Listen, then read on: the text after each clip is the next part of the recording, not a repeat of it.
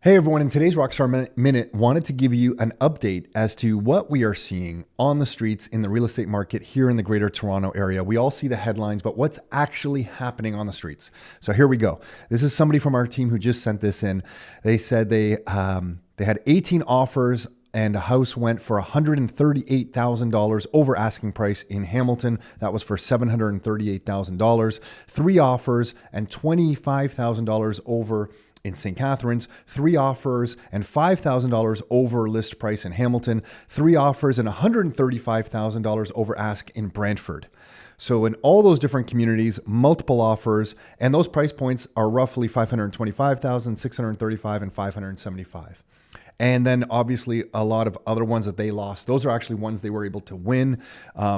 Then they lost many more, they're saying. Somebody else on our team is sharing this, that in Hamilton, they lost out on a property. There was 26 offers. The list price was $425,000, purposely set low. That's a strategy that a lot of realtors seem to use.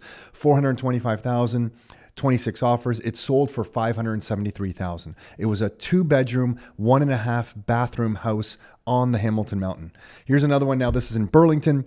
13 offers in Burlington. This is just yesterday, so 2 or 3 days ago, depending on when you're listening to this. It sold for $225,000 over the list price of $950,000. And they lost out on that one. There's another example from Burlington. It was a $2 million list price. It sold for $100,000 over ask, and there were 3 offers on it. So we're seeing multiple offers on all the different price points from $500,000 to $2 million. Here's another one, 6 offers. It sold for $122,000 over asking with no conditions. It was a semi-detached 2+2 bedroom, 2 bathroom. They won this, and that was in Brantford after losing out on 8 other properties. So this is what we're seeing in the real estate market on the kind of the outskirts of the GTA right now. And when you look at some of the factors that we discuss over the months and years, specifically around interest rates, how they're basically going to stay low almost forever. I mean, if they go up, the central bank, the Bank of Canada will step in and try to pull them down just for the amount of debt that we have in the system. The population growth we have in here just continues to explode in the Ontario area. All the immigration that comes to Canada, we get 44% of it. And remember, I'm never talking an anti-immigration rant here. My brother and myself are the products of Canada's immigration. Our father is from Croatia. Our mother is from Scotland, both immigrants here. They would never meet if it wasn't for Canada. We wouldn't exist if it wasn't for Canada. Next is supply. We should have a lack of supply in this country. I mean, for about 10 years, from 2010 to 2020, we were forming in the Greater Toronto area about 50,000 family units a year, and we were building about 36,000 new housing units.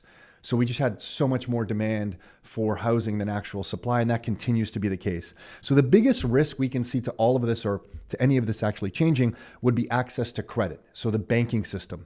So when we see things like what's happening in China right now, where one of their big banks or investment, I think it's a mortgage company of some sort, investment company, is having financial difficulties, does that spill over, and is there some credit contagion that makes its way around the world and to North America? That would be the risk, because all the other factors about interest rates, population growth, and supply are all pointing to continued demand and higher prices.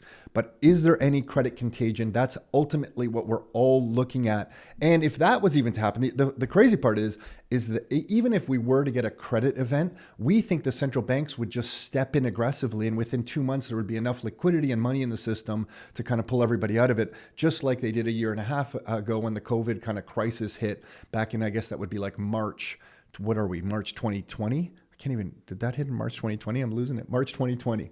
So that's what we think would happen. The central banks would just step in and flush the system with cash. And we have a lot more to talk about on how you should protect yourself from things like that, from base money and broad money growth, M1 and M2. And we talk about that in some other videos. We won't talk about that today. So hopefully you find that update useful. Until next time, your life, your terms.